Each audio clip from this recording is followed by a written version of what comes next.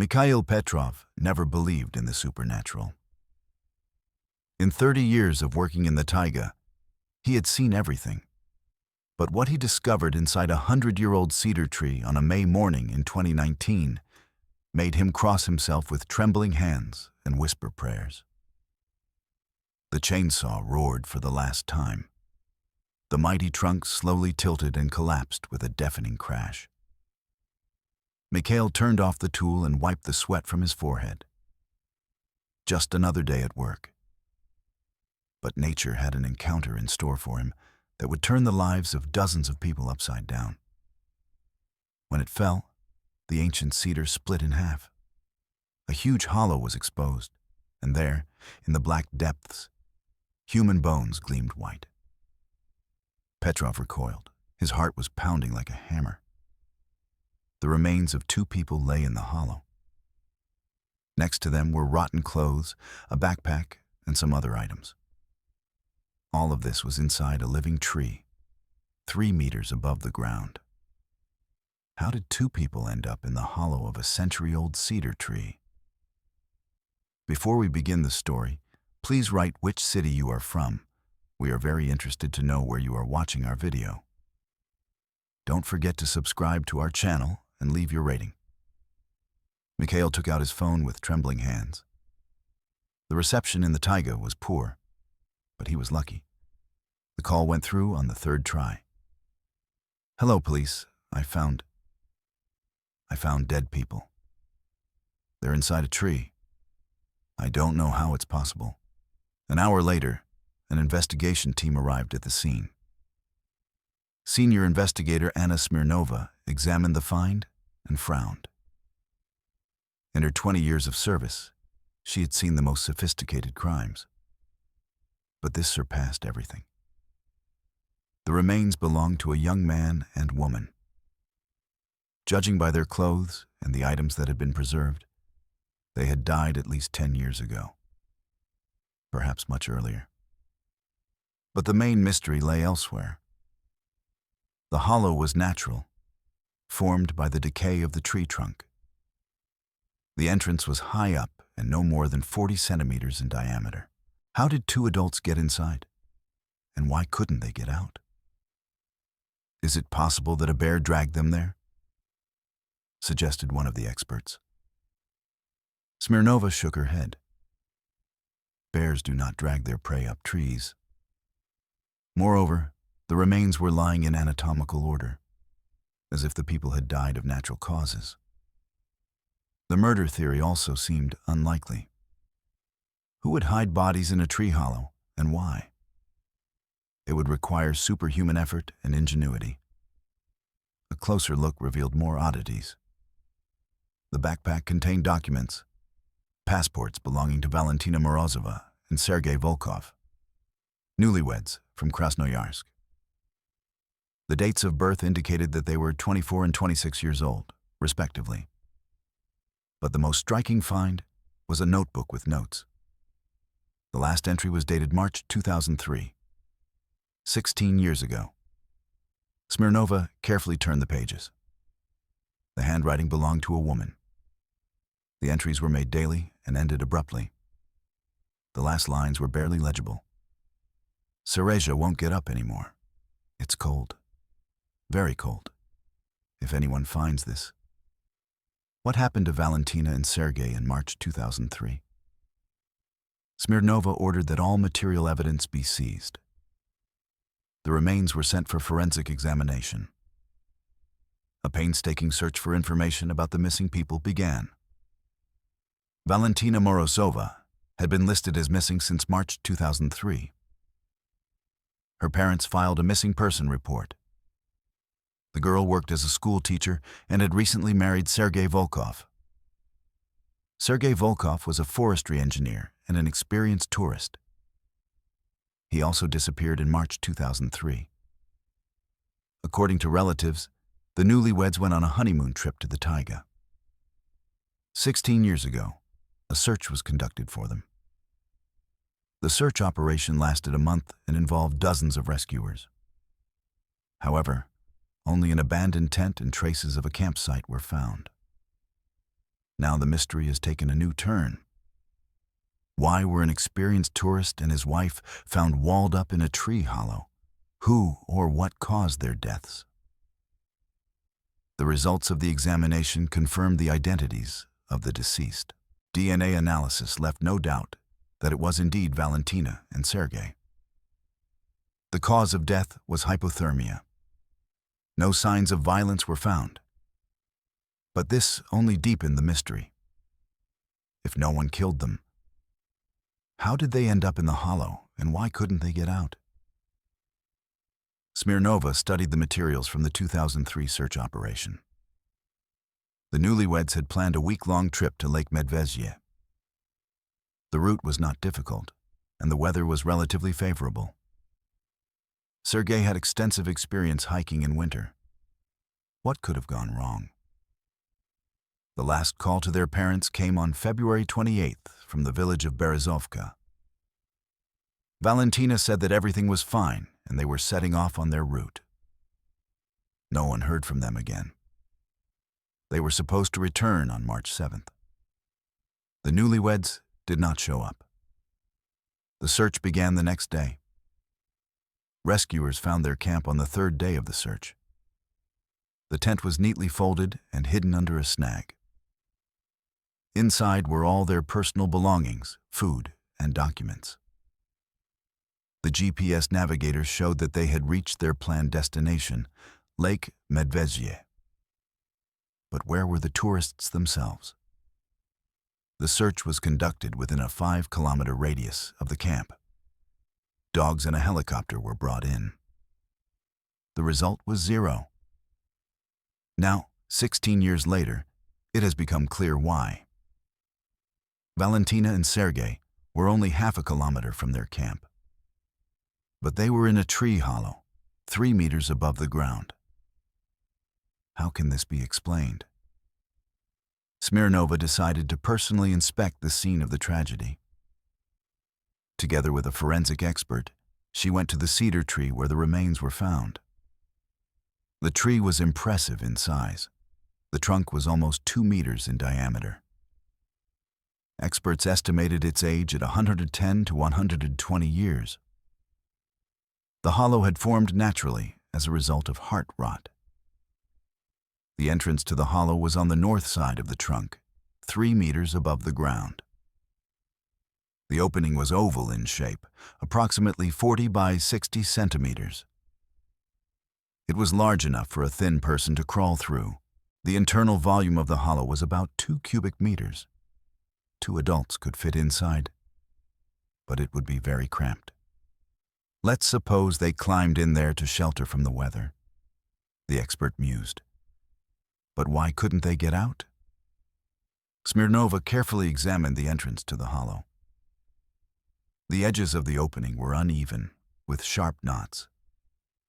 But she saw no signs of a struggle or attempts to widen the passage. Then the investigator noticed the base of the tree. The ground around it was littered with stones and fallen branches. And on the north side, directly below the entrance to the hollow, there was a depression. It looks like a funnel from an avalanche, the expert remarked. Smirnova crouched down. Indeed, the terrain could have caused snow to accumulate in this particular spot. Strong winds could have formed large drifts here. The picture was beginning to become clearer. But many questions remained unanswered. Why did an experienced tourist choose such a strange shelter? What made them climb into a tree hollow? And most importantly, what prevented them from getting out? The answers lay in Valentina's diary. Smirnova reread the entries, trying to understand the sequence of events. The first days of the trip went smoothly. The newlyweds reached Medvezhye Lake and set up camp. Valentina enthusiastically described the beauty of the taiga and the romantic evenings by the campfire. But on March 3rd, the tone of the entries changed. Valentina wrote about a sharp deterioration in the weather. A heavy snowstorm with strong winds began. Sergei suggested waiting out the storm in a safe shelter. Sergei found a hollow in a large cedar tree. He says we can hide from the wind there. We're climbing up. The next entry was dated March 4th. The blizzard raged all night. In the morning, we found that the entrance was blocked by snow. Sergei is trying to dig a passage, but the snow is very dense. March 5th. The snow has turned to ice. Sergei broke his knife trying to cut through it. We are running out of food. It's getting cold. March 6th, the last entry. Sergei is very weak. I also feel my strength leaving me. There isn't enough oxygen.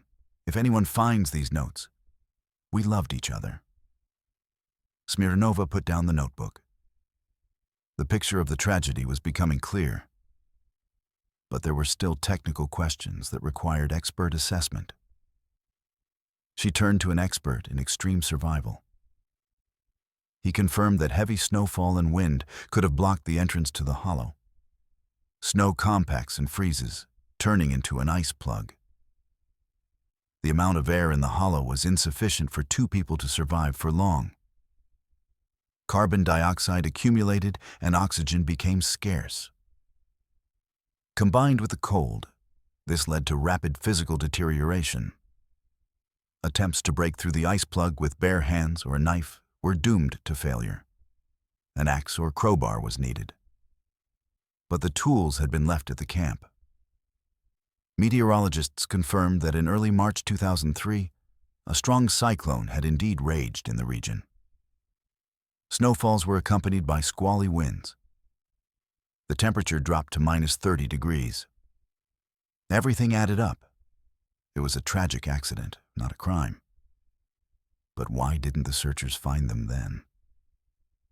After all, the tree was only half a kilometer from the newlyweds' camp.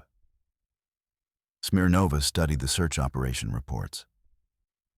The rescuers had indeed combed the area, but they searched on the ground. No one thought to look in the hollows of trees 3 meters above the ground. In addition, the snow had melted in the spring, leaving no traces of human presence near the cedar tree.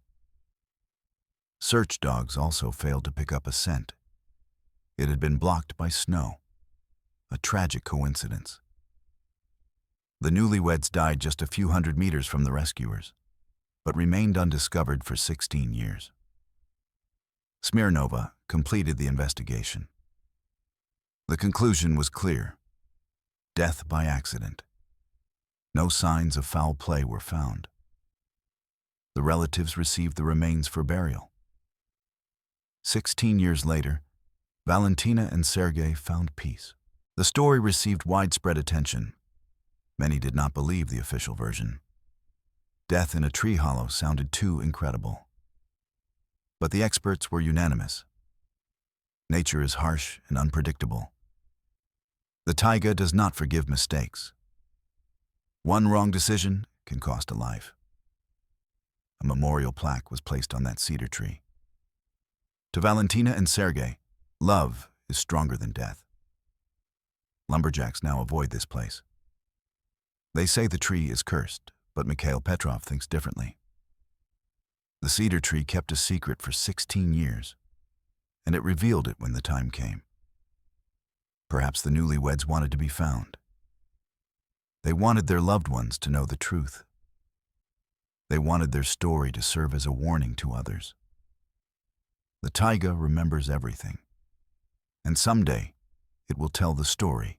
But why did this particular cedar tree become Valentina and Sergei's final resting place? What led them to the fateful decision to climb into the hollow? And could they have survived if they had acted differently? Part 2. The last days. Anna Smirnova couldn't shake the feeling that she was missing something important. The official investigation had been closed, but questions continued to plague the experienced investigator. Why this particular cedar tree? Why did Sergei, who knew the taiga like the back of his hand, make such a fateful decision? She returned to studying Valentina's diary. This time, she read every word under a microscope, analyzing every detail. February 28th. We're leaving Berezovka. Sergei checked the weather forecast. They promise clear days. I'm so excited. It's the first hike of my life. March 1st. We reached our first campsite. My legs hurt, but Sergei is so caring. He's cooking dinner and telling me about the trees and animal tracks. How I love him. These were the usual entries of a girl in love, but Smirnova was looking for hidden details. March 2nd. Sergei showed me a bear's den, empty, of course. He says the owner woke up long ago and left, but I'm still scared. What if he comes back? On the 30th, we reached the lake. The beauty is indescribable. But by evening, the sky darkened. Sergei is nervous, constantly looking at the thermometer. The temperature is dropping quickly. There it is. Sergei was already worried about the weather on March 3rd. An experienced tourist, he sensed the approaching storm before the weather forecast. Smirnova delved into the archives of the Weather Service. The cyclone had indeed formed unexpectedly. On the morning of March 3rd, the forecast promised variable cloudiness. By evening, the situation had changed dramatically. The barometric pressure dropped 20 millimeters in 4 hours. The temperature fell from -10 to -28. The wind picked up to storm force, 15 meters per second. For an unprepared person, these figures meant nothing. But Sergei understood their meaning. A storm was approaching that could kill. The investigator found the contact details of the instructor who had taught Sergei the basics of survival in the taiga. Oleg Kirillovich Zuev, 60 years old, a veteran of the Search and Rescue Service. Sergei was one of my best students, Zuev recalled. Cautious, calculating, he never took unnecessary risks. If he decided to hide in a tree hollow, it meant there was no other way out. But why a tree hollow? He could have dug a snow cave, built a shelter. Zuev thought for a moment. There's a simple rule in the taiga. Use what nature provides. A hollow tree is a ready-made shelter, protected from the wind. It's ideal for waiting out a blizzard for a short time. A short time? Yes. An hour or two, half a day at most. No one plans to sit in a hollow for several days. But something went wrong. The short-term shelter became a deadly trap. Smirnova continued to study the diary. The entries for March 3rd became increasingly alarming. Evening. The wind is howling like a beast. Sergei is gathering his things, saying we need to find shelter. I suggest staying in the tent, but he is adamantly against it. Valya, this tent will be blown to hell in an hour. The young husband was right. The blizzard could indeed tear the tent to shreds. Staying in it meant certain death. We found a large cedar tree with a hollow. Sergei says his grandfather told him about such shelters. We'll climb in there, wait out the storm, and return to the lake in the morning. The plan seemed reasonable. Sergei's grandfather was a hunter and knew the taiga from childhood. His experience could be considered reliable. But the investigator noticed an important detail. Valentina wrote, "We'll climb in there." This meant that climbing into the hollow was a joint effort, planned in advance. We climb up, Sergei helps me in, then climbs in himself. It's spacious inside. You can lie down. It's warm. You can't feel the wind at all. The first impressions were positive. The shelter seemed safe and comfortable. Sergei brought a backpack with food and a thermos. He says the blizzard will die down by morning. We'll eat a little and sleep. A fatal mistake. They took a minimum of supplies with them, expecting a short stop. No one imagined that they would not be able to get out. March 4th. I woke up to a terrible noise. The wind is howling. The tree is swaying. Sergei looked outside and turned pale. The entrance is not visible. It's a solid wall of snow. The blizzard was stronger than forecast. The snow was falling not vertically, but almost horizontally, whipped up by hurricane-force winds. It was getting into every crack and crevice. The hollow was on the north side of the trunk, directly in the wind. Snow was piling up in front of the entrance, creating a solid plug. Sergei is trying to dig a way out. He's working with his bare hands, but the snow is very hard. I'm helping, but it's not much use. We're weak, and there's a lot of snow. A man and a fragile girl against a multi-ton mass of snow. The outcome of the struggle was a foregone conclusion. Smirnova turned to an avalanche specialist. He explained the mechanism of ice plug formation. At temperatures below -20 degrees and strong winds, snow compacts dozens of times. A substance similar in density to ice is formed. It can only be broken through with a special tool. How thick was the plug in the hollow? Judging by the description of the terrain and the force of the blizzard, it was between 1.5 and 3 meters thick. An adult man would not have been able to break through such a mass even with an axe. And Sergei only had a pocket knife and his own hands. March 5. Sergei broke his knife trying to chop through the ice. His hands are covered in blood, but he won't stop. I'm crying, begging him to save his strength. We have almost no food left. Despair grew. The young people realized that they were in a deadly trap. It's getting harder to breathe. Sergei says it's from lack of oxygen. We're conserving air and hardly talking. The 2 cubic meter hollow contained enough oxygen for a few hours of active life. With careful use, the supply could last for a day, no more. Sergei hugs me and says he loves me. We decided to write notes to our families. If they find us. If they ever find us. March 6th, last entry. Sergei is very weak. He can hardly stand up. I also feel like I'm falling asleep and won't wake up. There's not enough oxygen. Mom, I'm sorry to upset you. Sergei and I were happy. Love. The entry was cut off mid-sentence.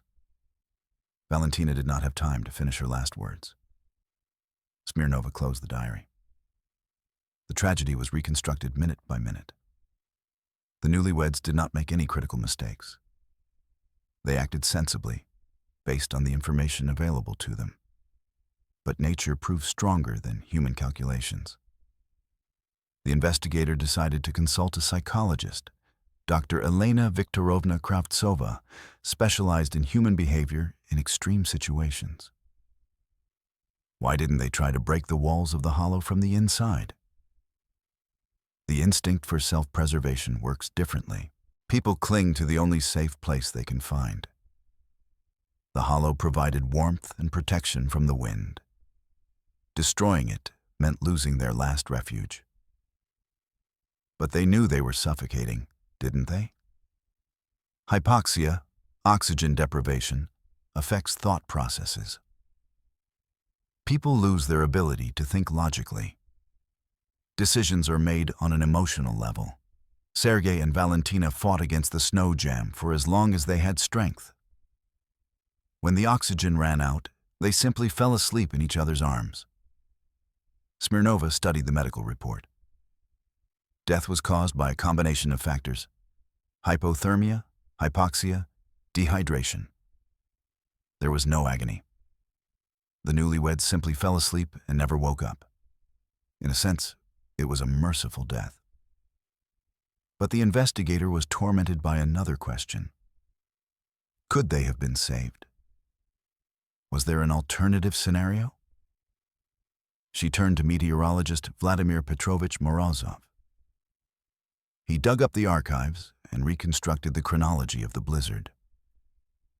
The cyclone arrived on the evening of March 3rd. It peaked during the night of March 3rd to 4. On the morning of March 4th, the wind began to die down. By the evening of the same day, the weather had completely normalized. So the blizzard lasted less than a day. That's right. If they had held out for another 12 hours, they would have made it out alive. 12 hours.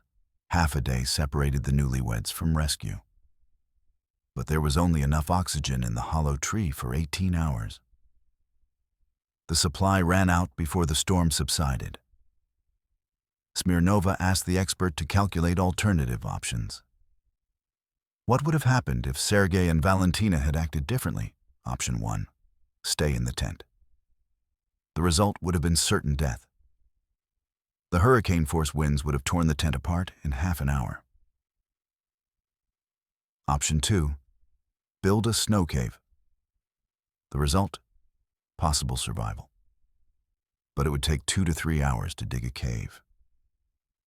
With the blizzard already underway, this was unrealistic. Option 3. Find natural shelter on the ground. The result? Freezing to death.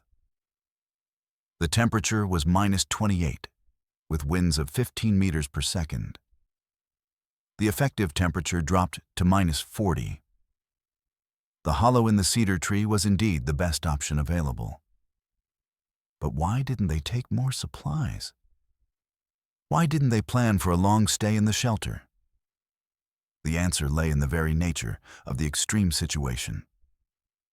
The blizzard began unexpectedly. There was no time to pack. Sergei grabbed the bare essentials: food, water, warm clothes. The tools were left in the main camp: an axe, a shovel, ropes.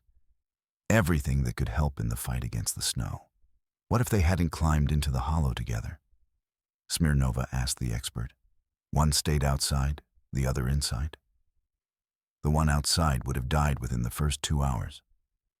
The human body cannot withstand such conditions. The one left in the hollow would have suffocated from lack of air. Any choice would have led to tragedy. Smirnova concluded her analysis of the circumstances of the case. The conclusion was clear. The newlyweds were victims of an extremely rare combination of circumstances. Statistics showed that such blizzards occur in the region once every 20 to 30 years. Sergei could have lived his entire life without ever encountering such weather. The hollow in the cedar tree had been used by local hunters for decades. Sergei's grandfather spoke of it as a reliable shelter, and indeed, under normal conditions, it was. But March 2003 turned out to be unusual. Nature showed its merciless power. Smirnova drew up her final report. The case of the deaths of Valentina Morozova and Sergei Volkov was closed as an accident. But deep down, the investigator knew that this was not just a tragedy. It was a lesson for everyone who ventures into the wild taiga. Nature does not make allowances for inexperience or love. It lives by its own laws, cruel and merciless. The newlyweds did not break any safety rules. They did not make any serious mistakes. They simply encountered a force that proved stronger than them. But the main mystery remained unsolved. Why weren't they found in 2003? After all, the search was conducted only half a kilometer from the cedar tree. Were the rescuers really that careless, or did the taiga itself hide the newlyweds to keep their secret for many years? Part 3. The Price of a Mistake. Senior Lieutenant Igor Vasilyevich Kudrin of the Ministry of Emergency Situations will never forget March 2003. At that time, he was in charge of the search and rescue operation to find the missing newlyweds. 16 years later, upon learning of the discovery in the hollow of a cedar tree, he did not sleep for 3 nights in a row. Anna Smirnova tracked him down in Krasnoyarsk. Kudrin, now a retired colonel, agreed to tell the whole truth about those tragic days. We searched everywhere, he began, looking out the window at the snow-covered taiga.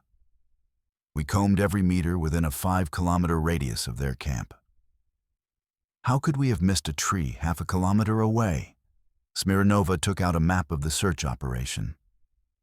Red dots marked the locations where rescue teams had worked. A blue cross marked the spot where the remains were found in 2019. Indeed, the cross was right in the center of the search area. Tell me in detail about those days. Kudrin sighed. The report came in on March 8th. The newlyweds were supposed to return on the 7th, but they didn't show up. Their parents raised the alarm. When did the search begin? On the morning of March 9th, I personally led the operation. There were 45 people in the group: rescue workers, dog handlers, volunteers. We called in a medical helicopter. The first 2 days of the search were fruitless. The newlyweds' tracks were lost in the area around Lake Medvedji. Snowfalls had covered all possible signs of their presence. On the third day, we found their camp. The tent was neatly folded under a log. All their belongings were there: food, clothes, documents. Only the tourists themselves were missing. The discovery of the camp was a turning point. It became clear that the newlyweds had reached their destination. But where were they? We expanded the search area. We worked in groups of 4. Each group was assigned a sector measuring 1 kilometer by 1 kilometer. We combed through it methodically, meter by meter. Kudrin pointed to the sector on the map, where the ill-fated cedar tree was located. Petrov's group worked here. He was an experienced rescuer who had participated in dozens of operations. Smirnova found Petrov's team report for March 12, 2003, in the archives. It was a concise entry.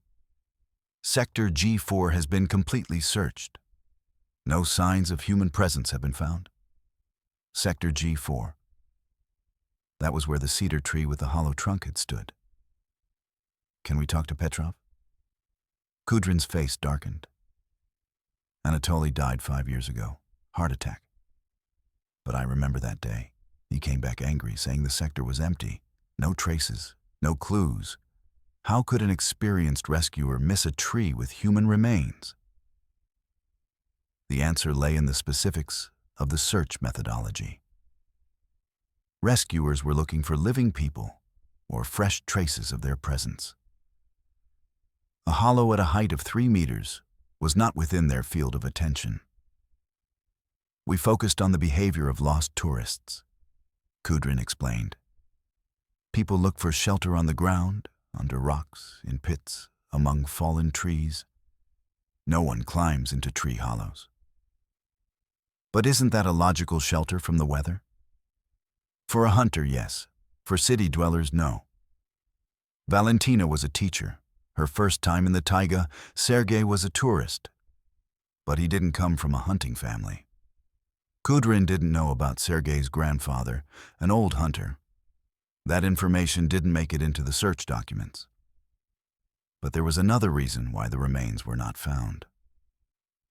Snow. In March 2003, there was an unusually large amount of snow, Kudrin recalled. After the blizzard, the snowdrifts reached 3 to 4 meters. The entrance to the hollow was completely hidden. Rescuers saw an ordinary cedar tree, nothing remarkable. The snow plug masked the opening better than any camouflage net. What about the dogs? They should have picked up a scent? From what? The smell was blocked by snow and ice. Besides, more than a week had passed since they disappeared. Even under normal conditions, the trail would have been very faint. Smirnova understood.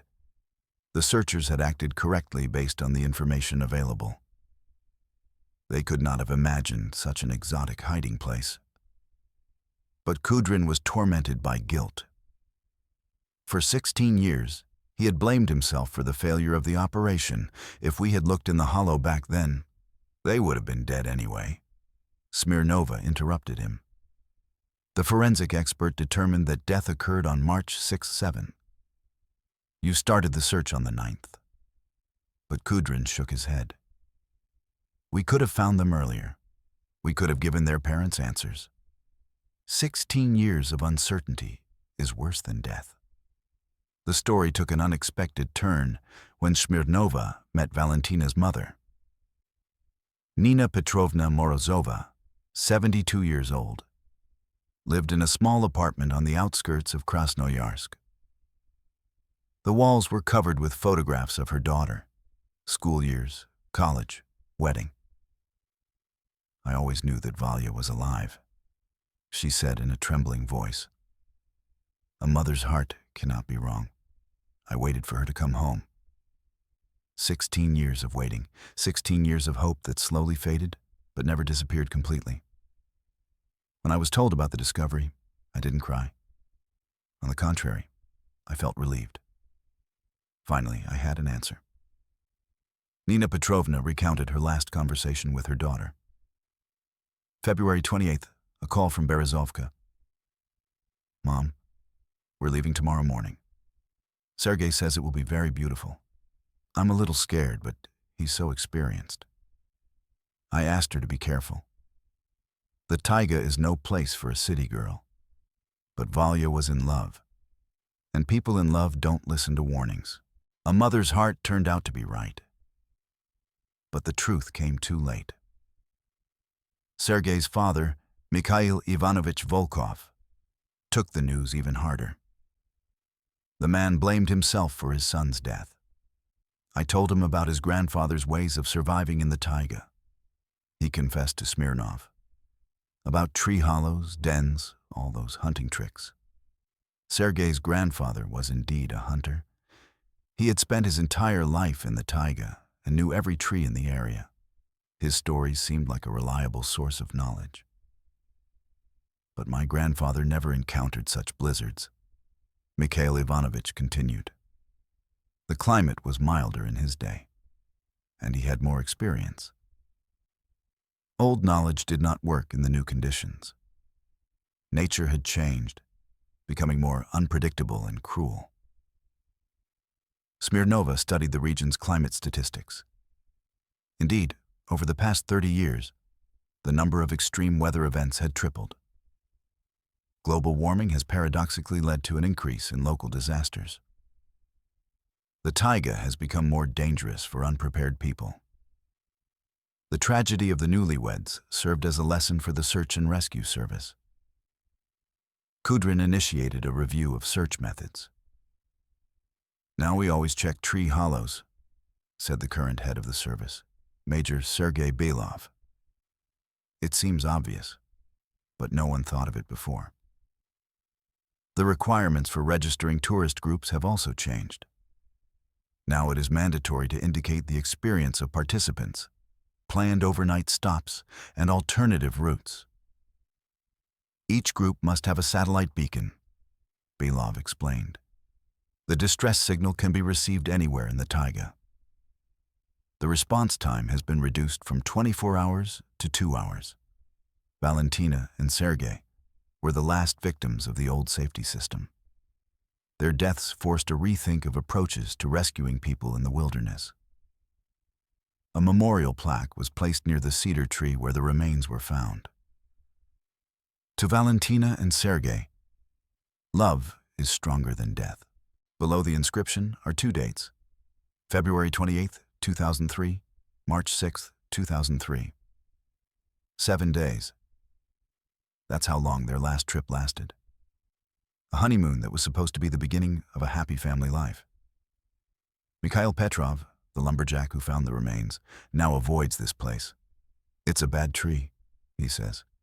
"It held the dead for 16 years. But the locals think differently. For them, the cedar has become sacred. Newlyweds come here to swear their fidelity. It is believed that Valentina and Sergei's love blesses new marriages. A strange metamorphosis. The place of death has become a symbol of eternal love. Smirnova completed the paperwork on the case. The official conclusion: death by accident as a result of exposure to extreme natural conditions. But she understood that this was much more than just an accident. It was a collision between man and the primitive force of nature. a reminder of how fragile civilization is in the face of the elements. The newlyweds were not adventurers or extreme sports enthusiasts. They just wanted to be together, away from the hustle and bustle of the city.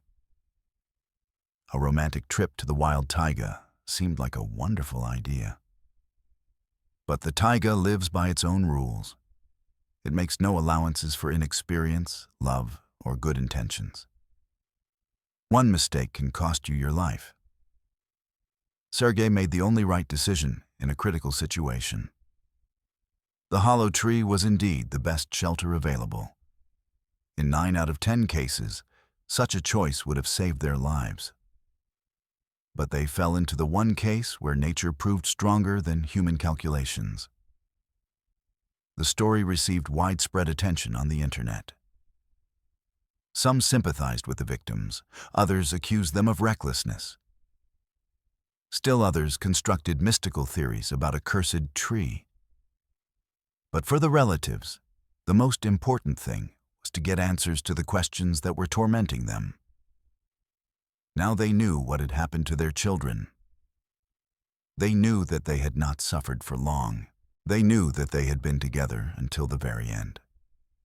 They died as they lived, hand in hand. Valentina's mother said at the funeral. Even death couldn't separate them. The funeral took place 16 years after their deaths. It was a strange feeling to bury those who had been mourned for so long. But for their loved ones, it was important. Finally, there was a place where they could come, lay flowers, and talk to those who had passed away. A memorial was erected at the cemetery, 2 doves taking flight into the sky. Beneath them, an inscription, "Together in life, together in eternity." The case is officially closed. All questions have been answered. Justice has prevailed, albeit with a long delay. But the main lesson of this story remains. The taiga is no place for romantic walks. It is a harsh world where only the prepared and experienced survive. Nature is beautiful, but unforgiving.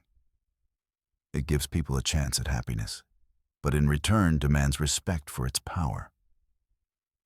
Valentina and Sergei paid the highest price for this lesson. But their story saved the lives of others. New safety rules, improved search methods, mandatory communication devices. All of this came about because of their tragedy. Smirnova often thinks about this case. It changed her view of nature and human capabilities. We consider ourselves the masters of the planet, but a single blizzard can remind us of our vulnerability. The cedar tree where the newlyweds died continues to grow. Every year, it adds a new ring to its trunk. It is a living memory of those who found their last refuge there. Lumberjacks avoid it. Tourists come to pay their respects to the victims. Local residents tell legends about the tree that preserves love. But for Anna Smirnova, it is just a tree. Very old, very large, with a hollow inside, a tree that witnessed a human tragedy and became a lesson for future generations. The taiga remembers everything, and someday it will tell new stories about the people who dared to challenge it. Stories of love and death, courage and mistakes, hope and despair. But for now, it remains silent, hiding its secrets in the hollows of centuries-old trees. 2 years have passed since the remains were found. Flowers and candles regularly appear at the cedar tree. The newlyweds have become local saints, patrons of true love. Valentina and Sergei's parents sometimes come here together. 2 old people united by shared grief and shared memories. They no longer ask why and what if. They have received their answers, and the pain has subsided. All that remains are fond memories of children who loved each other more than life itself. And in the taiga, the eternal cycle continues. Trees are born and die, people come and go. Nature follows its own laws, indifferent to human suffering and joy. But the memory remains, in the hearts of loved ones, in new safety rules, in a plaque on a tree. Valentina and Sergei did not die in vain if their story saved someone's life. The taiga took them, but in return, it taught us all a lesson. Nature should not be conquered, but respected. And then it will reveal its treasures without demanding sacrifices. What do you think? Should tourism be banned in the wild taiga to avoid such tragedies, or is risk an integral part of communing with nature?